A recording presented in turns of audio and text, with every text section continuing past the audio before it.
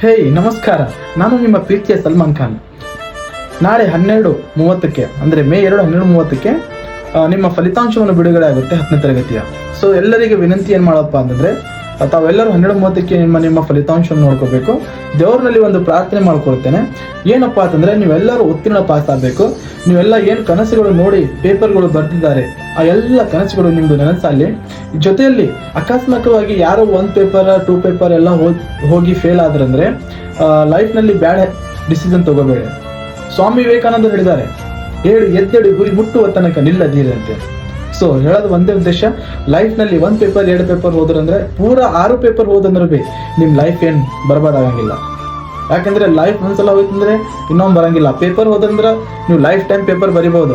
ಅದಕ್ಕೆ ಹೇಳೋದು ಒಂದೇ ಉದ್ದೇಶ, ಎಲ್ಲರಿಗೂ ಒಳ್ಳೇದಾಗಲಿ, ಎಲ್ಲರಿಗೂ ಚಲೋ ಆಗಲಿ, ಎಲ್ಲರೂ ಪಾಸ್ ಆಗಲಿ. ಸೊ ಎಲ್ಲರೂ ಖುಷಿಯಾಗಿ ರಿಸಲ್ಟನ್ನು ಅಕ್ಸೆಪ್ಟ್ ಮಾಡಬೇಕು. ಜೈ ಹಿಂದ್.